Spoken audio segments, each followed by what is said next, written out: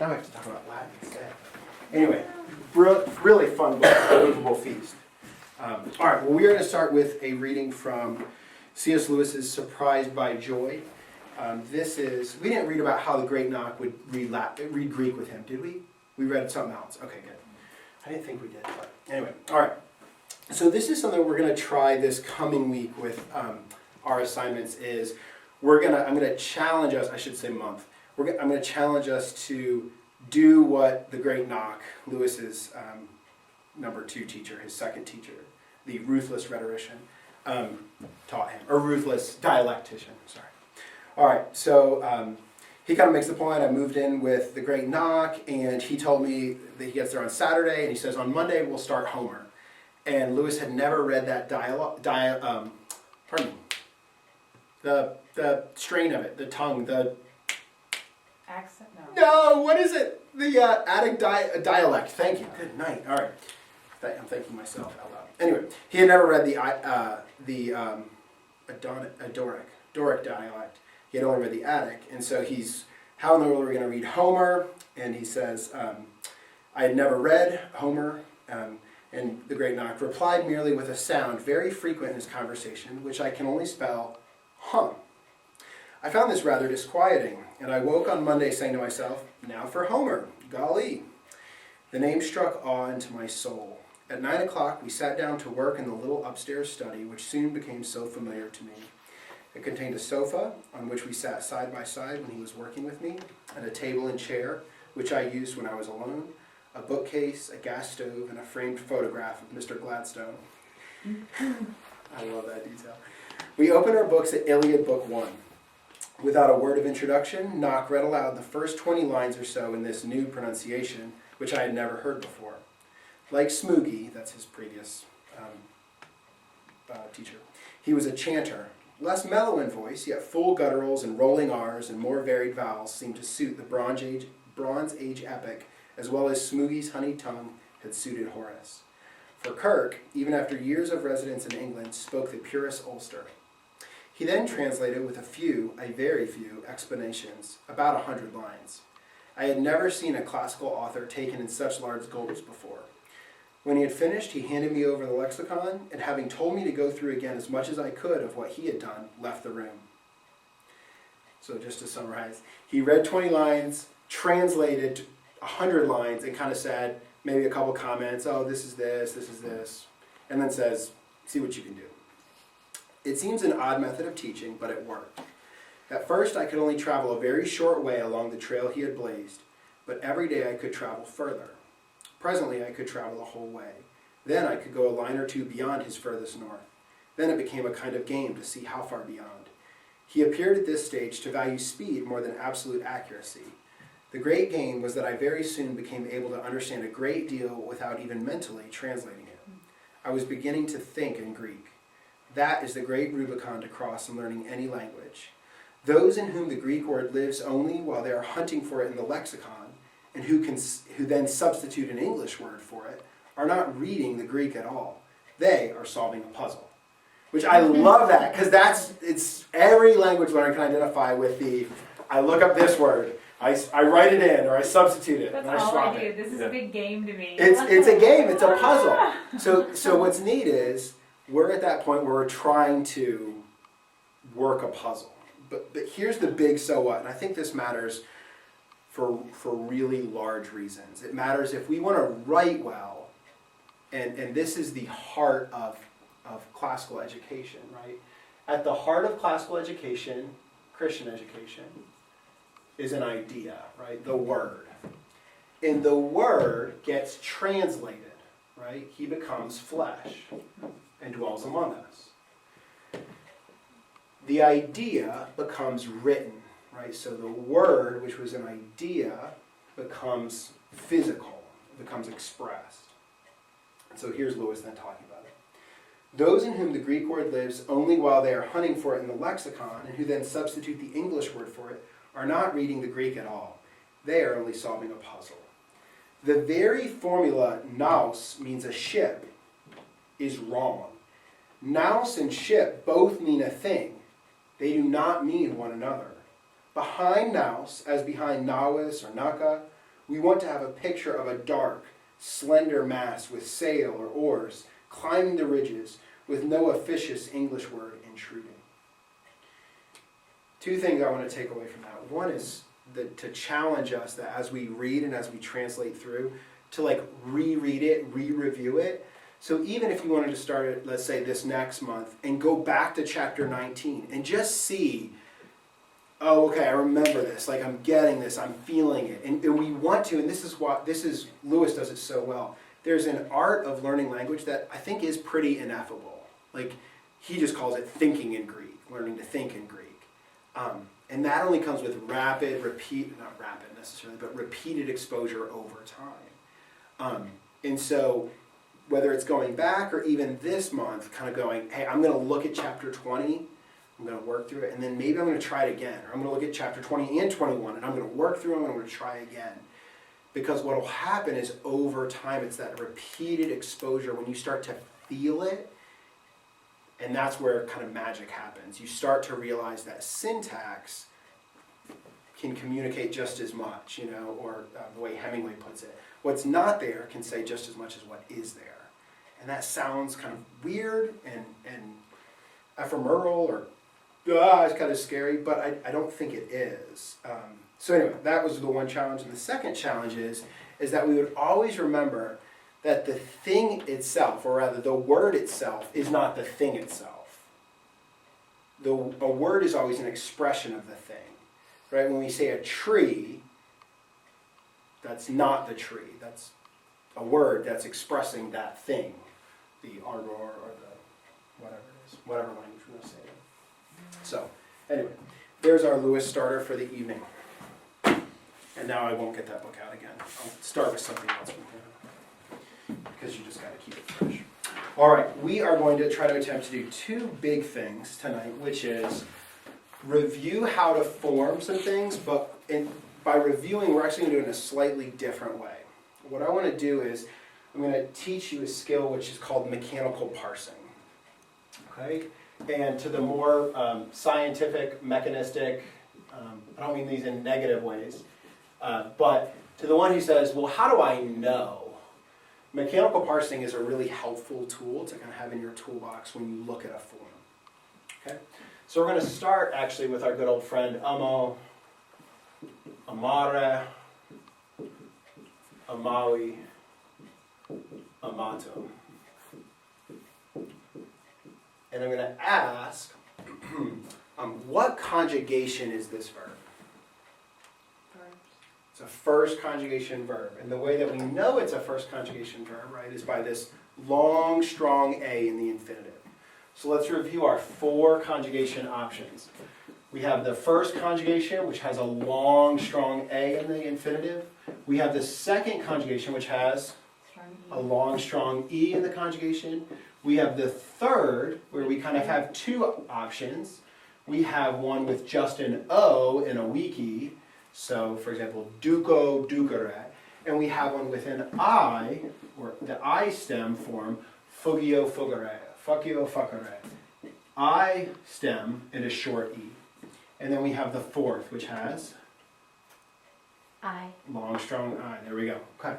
So these are our 4 conjugation options. And why this matters so much, as we're going to see, is when we learn how to mechanically parse something, we're going to see vowel shifting happen. And even more so when soon we jump into the subjunctive. Okay? The subjunctive is all about vowel shifts. At least the present subjunctive is. Okay. So, if we take amo, amare, amawi, amatum, let's play first in the present system. So, let's put up a form. Amaris. Amaris. Somebody tell me specifically what part of the word amaris communicates. So, for example, if I gave you amo, you might say the O tells you that it's a active first person singular form, and kind of the tells you that it's from the stem amo, amare. Does that make sense? So when we say amaris, what should our eyes be scanning? What should they be seeing? The wrist. Okay, so ris. What does the ris tell us? Passive second person singular. Good. It's a passive second person singular. Now here's where, back to that idea of sometimes the absence of things can tell you things. What does it tell you that you have only ama? That it's present. Good, that it's a present indicative. So that is to say, and this is what mechanically parsing is eventually going to give us, is it's going to give us a formal way to kind of analyze, to cut up a word. So the fact that we just have a present stem plus an ending tells me that this here is a present indicative. And we can see that more clearly, and this is the benefit of kind of taking Latin at bigger gulps than our students do, is we can start to learn by contrast, which is really important. So let's look at this, and we're just going to change it up a little bit. Let's change it to amabaris. Amabaris. So what are our eyes seeing, and then what do those parts, or what does a part tell you? The ba tells you it's imperfect. Good. The ba tells me that it's an imperfect. Ba, imperfect indicative. Have you anyone? Yes. Okay, sorry. It tells me imperfect indicative. Good. What does the ris tell you? Passive. Same thing. Passive second person singular. Now we didn't say this up here, but this is important, and it actually kind of makes it clear down here. What does ama actually tell you? It's built on the second principal part. Okay, good. And in a sense, kind of, it's built off of this verb, right? It tells you that if you want to look me up in a dictionary, you're going to have to go to amo, amare, amawi, amatum. So we've got ama, which gives us really our root and our meaning, if we have to know our meaning or find it in the dictionary. So we've got our root, our tense sign, and our ending. So those are kind of three big ideas. This is your root. The root word is the dictionary form. But when we're actually looking at it, what we see is always three things, but sometimes some of them speak from absence. We see a stem, a tense sign, and an ending. So you're saying if there's no ba or whatever, then you know. That's right. So if there's no ba or a bit or a bow, or whatever it is, then we know what it is by by the other parts then, by its absence. Okay? So let's try another one. Same idea, same verb. And I will tell you, I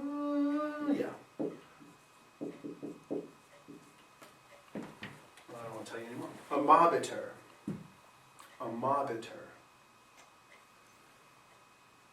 Future.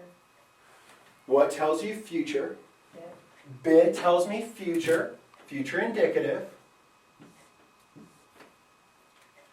So there's my tense sign. Bit is my tense sign. Ter tells me Third person singular. third person singular. Passive. Passive, yeah.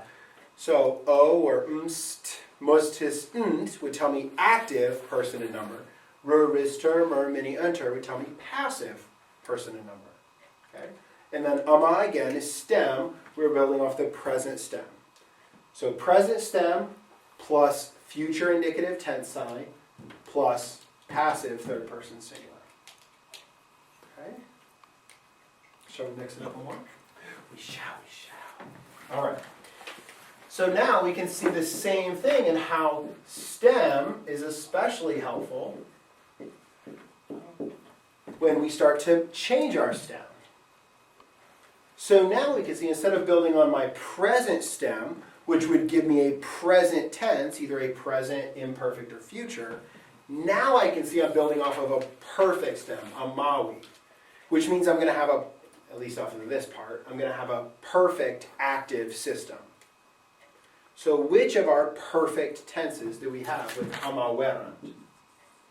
Pluperfect. This is a pluperfect. So perfect stem plus, this is the imperfect of some, eram, eros, erat, eramos, eratis, erant. And we can do the same thing. We'll just change one aspect about it. And we can see, and this is what's key when we think about for ourselves, I think, and for our students. Oops, sorry, that shouldn't be long. This should be long. That's what I wanted to make in a second. So anyway, with our students, one letter matters. One letter matters. So amawerunt instead of amawerunt. Amawerunt. Same stem. Ama plus e isti it imus istis erunt. Perfect active indicative third person plural. Okay? All right. So the last one to play with, and this will get even more fun when we play with the subjunctive soon, is we build our present active and passive off of the first two forms. We build our perfect active system off of the third form. And now we build our perfect passive system off of the fourth form. So here we go. Yeah, so I'll do that again. So the present, this is the hard break, so to speak. The present system, and when we say present system, all we mean is the verbs that build off of these present parts. You can think of it as like Lego block colors. Sorry, I play with way too many Legos. But you can tell by the actual colors of the blocks even what set it goes with and what set it doesn't go with. So the perfect system, Present. forgive me, yes. The present system, I did catch that one. The present system is made up of the three tenses that build off of those first two parts. Amo, amare, debeo, debere, etc. So the present system is made up of the present tense, the imperfect tense, and the future tense. So it doesn't matter what the verb is. Sum's an exception. Besides the irregular verbs, it doesn't matter what the verb is. If you want to build a present, an imperfect, or a future, they all must build off of the first two parts. That's what they've got to build off of. Okay? Active or passive. Active or passive, that's right. Because in the present system, and this is worth reiterating even though we've seen it before, in the present system, all that we're doing, and this is why I think the present system is actually really easy. There are some parts of it that are hard. Relatively speaking, I mean easy. To switch something from active to passive in the present system, all you do is swap your endings. So, rod, ris, ter, second person singular. Ost. You are loved, you love. We could make it first person plural. So, amamer, first person plural ending, we are loved. Amamus, first person plural active ending, we love. So to switch a present system verb from passive to active or active to passive, all you're doing is swapping your active endings for your passive endings. That's it. So in one sense, it makes that easier. But what's tricky about the present system is these conjugations. Conjugations don't matter at all in the perfect system because we always build off of these parts. And I'll show that just in a second. So for example, if we have a first conjugation verb, we're going to see these long, strong A's throughout the paradigm, unless it gets killed by a final M, R, or T. If we have a second conjugation verb, we're going to see a long, strong E throughout the paradigm, unless it's killed by a long, strong vowel following it, like an O, Mario, or a final M, R, or T, N, T, or N. The third is going to have a weak I that comes through, and the fourth is going to have a strong I that comes through. So just to show that it doesn't really matter in that sense what the conjugation is, we could take a fourth conjugation verb like audio audire, and we could have audimus. We could shift it into the passive. Instead of we listen, like we are listened to, would become we are listened to. We haven't. Mer, audimer. Yeah. Why didn't they introduce the third and fourth conjugations for the passive system yet? They do in chapter 21. So Okay. we kind of have talked about it already, but just because I think it's kind of one of those things I like to lay out in general. But Okay. So as long as we see and notice the long, strong I holds unless it gets killed. So for example, if we shifted it to say the third person singular, it would be audit, but a final T kills the macron in front of it, becomes audit. But here's what's cool. So make that passive. So instead of ost, we go ris, ter. But notice now we don't have that final T killing it, so it goes back to long. Auditor. So the long, strong I will hold because it didn't get killed in a final position. Okay? And this is how every verb in the present system works. All you're doing is you're kind of saying, how's it working in active? Shift its ending and make it passive. Right? There are only 2 exceptions, and they're kind of worth looking at. They're just small spelling issues. But if you look, you'll see your third conjugation verbs, instead of being, for example, I'll take cupio, cuparat, and they put them in bold because he loves you as students. But cupio, cuparat, in the second person singular would be cupis, short I. But notice when it goes to passive, the I does shift to an E. Pardon me. Cuparis. And it does the same thing in the future. It does the same thing in the future. So there's one slight spelling change, but otherwise, in the whole present system, all we're doing is swapping endings. And that kind of makes it easy when we've equipped ourselves with the mechanical parsing tool, I think. We see a passive ending.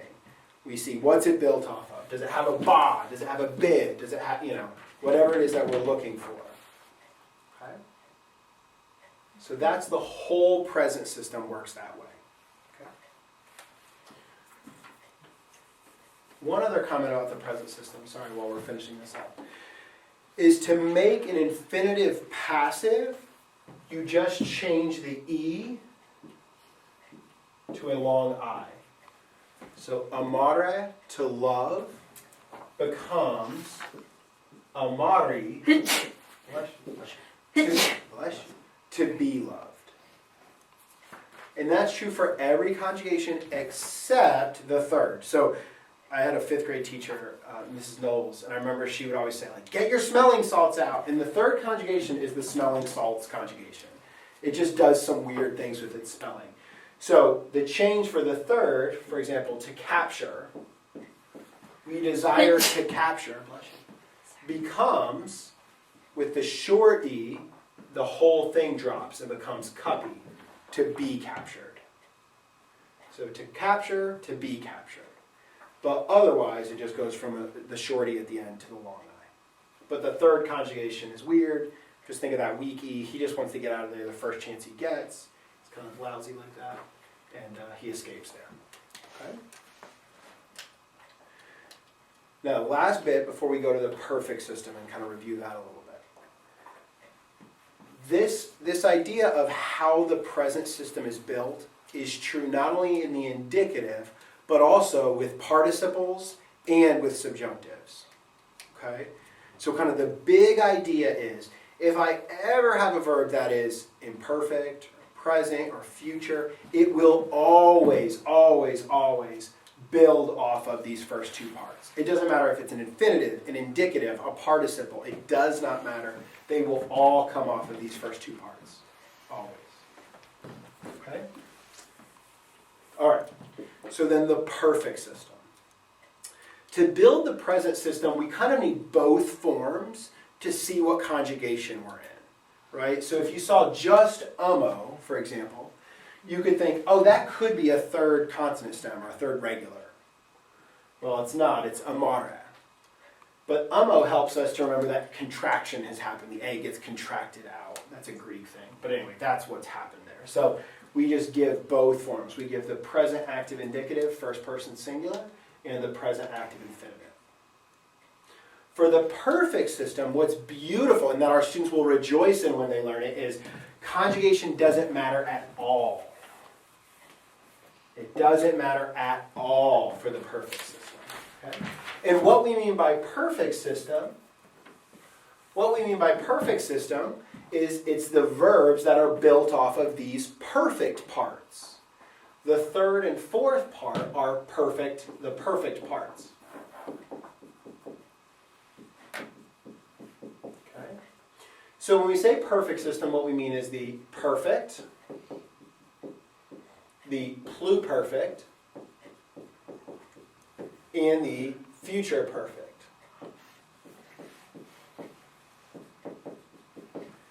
And here's kind of the big trick, or here's the whatever, kind of the thing that can be tricky for students. In the present system, to go from active to passive, all we did was switch endings, right? In the perfect system, we actually build off of different parts, okay? So the entire perfect active system, indicative, subjunctive, does not matter, all comes off of the third principal part. So if you want to, you could almost think of that as like your active stem, or your active building block, or whatever, the active cornerstone, if you want to. And all of the passives, the perfect system passives, will all come off of the fourth principal part. And that's kind of what I want to hammer here at the end, because it's this one that's really kind of tricky for us, usually. Okay? So to build all of our perfect actives, we build them all in the same way. We build them off of the third principal part by dropping the long I. So go to the third principal part and drop the long I. And the neat thing is it does not matter what the verb is, even irregulars. So here's sum. Sum esse fui. Even sum has a long, strong I there. So sum's perfect stem is fui. Even the irregulars kind of follow this rule. So that's where it's in one sense easier for the students, but we'll get to what's trickier. Okay? So all of our perfect actives are going to build off of, in this case, a ma, which is our perfect stem. We call it the perfect stem, or if you want the perfect active stem, that's fine. Every single one. And you can see that even if you look in the book, you notice they're all building off the same. Oh, they didn't even give it to you. Yeah, that's what I was going to ask. They don't even give it to you. But anyway, I guess so. No, but they gave us the whole perfect system earlier, didn't they? Anyway. They did for Well, it's true. the first and second Just the first and second. conjugations? We'll probably skip that chapter Yeah. when we get to it. Okay. Because the funny thing about the perfect system is it doesn't matter what the conjugation is at all, Okay. which is kind of screwy to separate them. Whereas in the present system, it does matter. You actually do see differences. Can we just go back to chapter 19 then? Yeah, you could if you wanted to. And where is it? What page is that then? Page, well, 153 in this book. 153 in that one. Chapter 19. Yeah, you can see it. The passives are on, I've got page 122. So if you want to see the passives. But the actives will all go off of that perfect stem, the perfect active stem, plus for the perfect, your endings are e, isti, it, imus, istis, erunt. So those are your perfect actives. So we can actually see that the form they give us is the perfect active indicative first person singular. Amawi, I loved, or I have loved. Amawimus, we loved. And here's, by the way, a beautiful illustration of the difference between the perfect and the present. Right? It's the stem that's really giving it away. Ama versus ama. So when I see that perfect stem, I know I kind of have to load up in my mind, right? I'm going to either see e isti it, imus istis erunt, perfect, or pluperfect, eram, eras, erat, eramos, eratis, erant.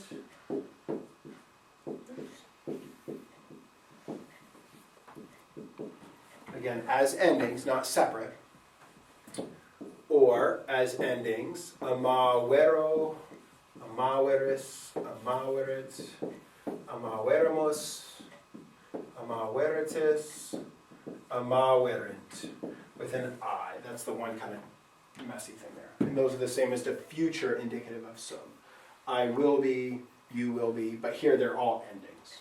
Okay? So we see a perfect stem plus an ending. We know we have something in the perfect system at play. Perfect active system.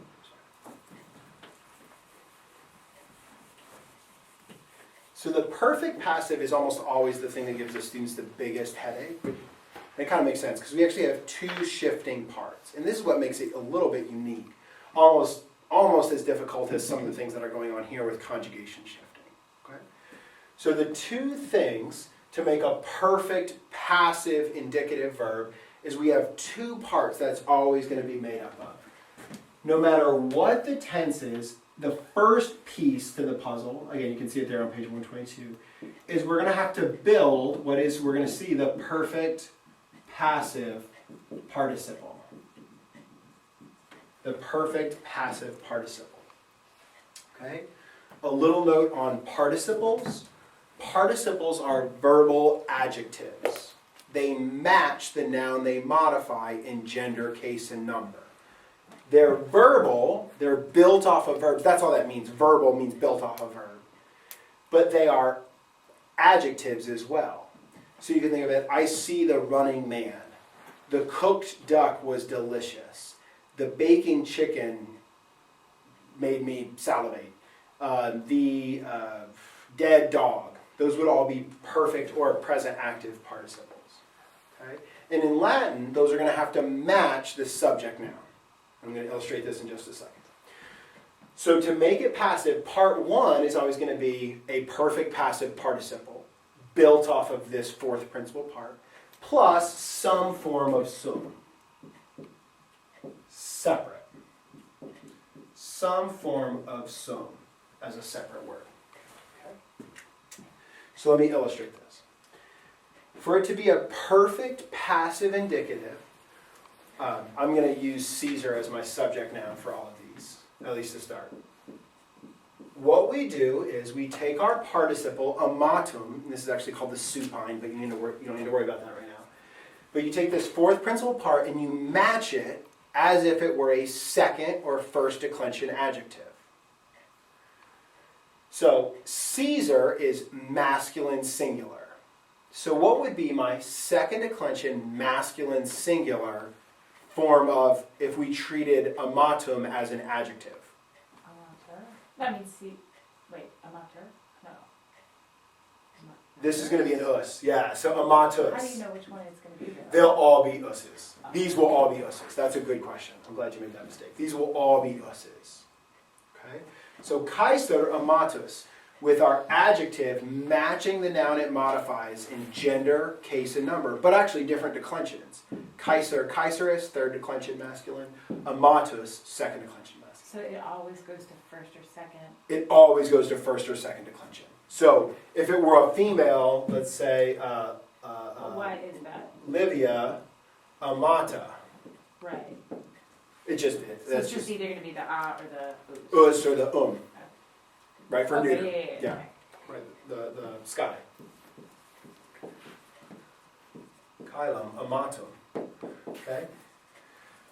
And we could do it plural.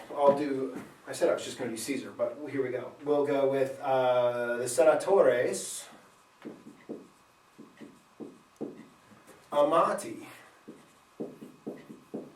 The femini amatai. Okay?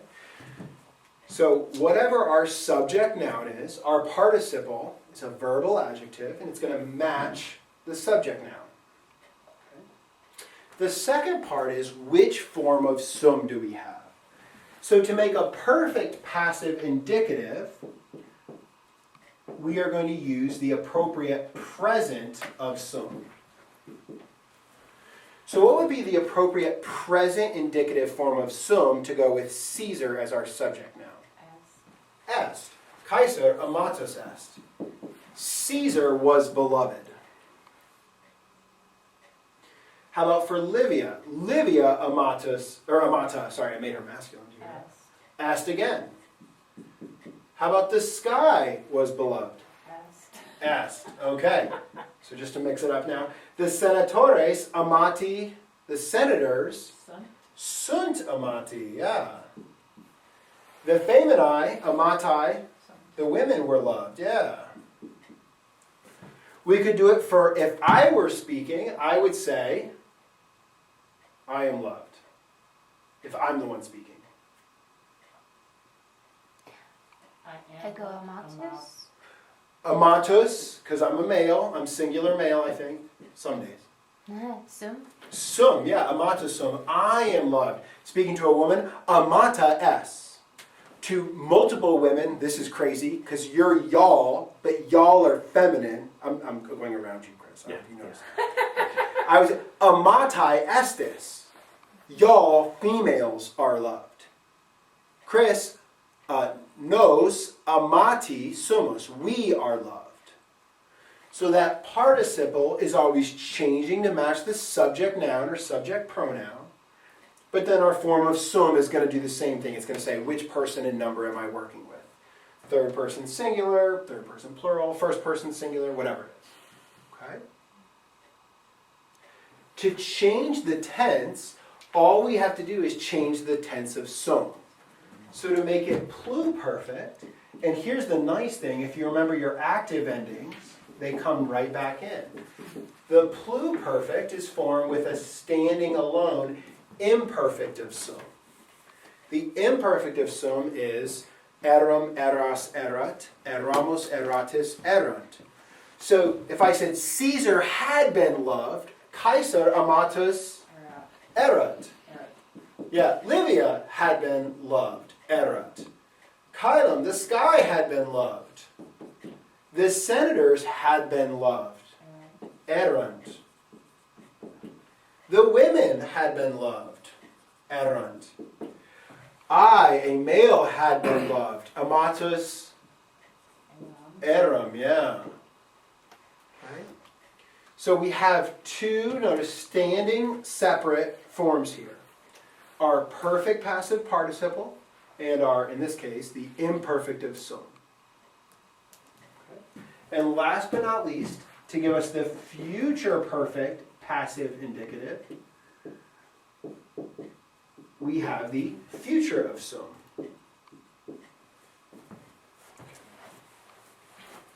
So again, I don't have to touch the participles at all. They stay. They stay. So that's, again, that's kind of nice. I mean, once you know how to build it and match it to its subject, you don't have to mess with it. You just change the form of sum. So the future forms of sum are ero, eris, erit, eramus, eritis, erunt, with a U when standing alone. That's the only spelling trick right there. Okay? So Caesar, amatus, no, I'm sorry, erit. erit, good. Caesar will have been loved. Livia amata erit. Kylam amatum erit. Senatores amati erunt with a U. Feminae amate erunt. Amatus, for me, for myself, ero. I will have been loved. Okay? So now, does that make sense? Let me pause it for just a second. Again, that's the entire indicative system. So kind of once you've taken that into yourself, you kind of realize like, oh, that's a lot. And that's half of the verbs you're going to ever see in Latin. The other half are going to be participles, subjunctives, infinitives, which we've already seen the present infinitive. Okay? So, I mean, really it's probably more than half. But I'm going to say half to, we'll feel good when we get to the second half. Okay? Any questions on that? Hearing it over and over again makes it easier. Yeah. There's a reason why they have the review chapters kind of built in. Is you just want to see it again and again and again. And I think each time you kind of, you just explain it or hear it, just a slight, whatever that is. Okay? So the big takeaways. We build our present system off of the first two parts. And all we do is swap endings to make it active or passive. That's it. Our perfect active system is built off of the third principal part with endings. Our perfect passive system, we make a perfect passive participle plus some form of sum. Okay? Some form of sum. Now that might take a little while to sink in, and that's okay. But what I want to encourage you to do is, as you see the forms, kind of start to really embrace that kind of parsing muscle. Just because you want to get to that point where you're starting to see I'm starting to feel, when I see, oops, sorry, I'll start with an M, which is, when I see this word, basically my eyes are kind of trained to look at two things mostly. A perfect stem, and really this A-N-T. Because eventually you realize, like the ER, they're all going to have ERs. Eterum or etero, or, they're all going to have ERs. And the A tells me what tense it is, actually. What tense is that with an A? The pluperfect. Yeah, pluperfect.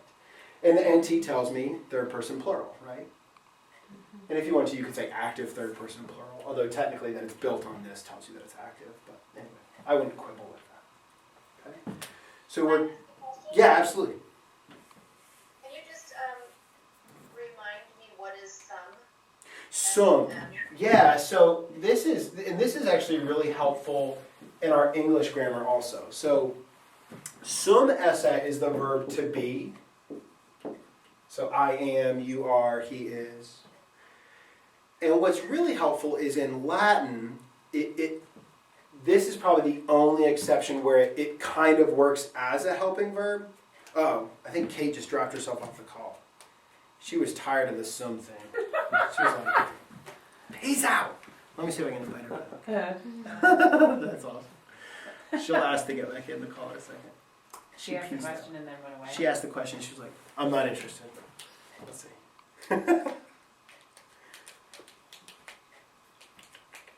See if she accepts it. How dare she? That attitude is inappropriate and unacceptable. See if she comes back. Okay, I'll answer. I'm gonna answer it either way. Okay, so sum essay. What's odd about this? I'll talk to Kate later about it. But English works. English loves helping verbs, right? I am going to the store. We are marching. Whatever. It loves helping verbs. We do care. Do is a helping verb there. Like, why are we not going to the store? That's a helping verb just to make it an interrogative. Because you can't say, why we not help, right? So English loves helping verbs, right? Yeah. Although it's funny, most immigrants, the reason they speak that way is because their language conjugate. They don't use helping verbs like we do.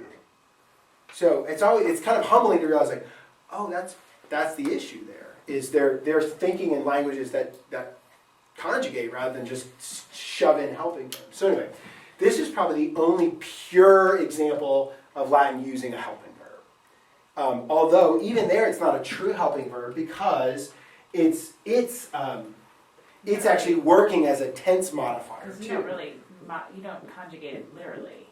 Right. So we'll look at this. Amatus sum. I was loved. Amatus eram. I had been loved. Amatus erat. So this is actually shifting tense. It's not a pure helper, so to speak, right? So we are swimming versus we are attacked. Anyway, I don't think it's functioning in the same way in English, but that's as close as it gets. The to English. participle would change in English, right? Right, that's what I'm saying. So Here it's opposite, because the participle doesn't change. That's right, yeah. But the helping. That's right, does. but the helping verb changes.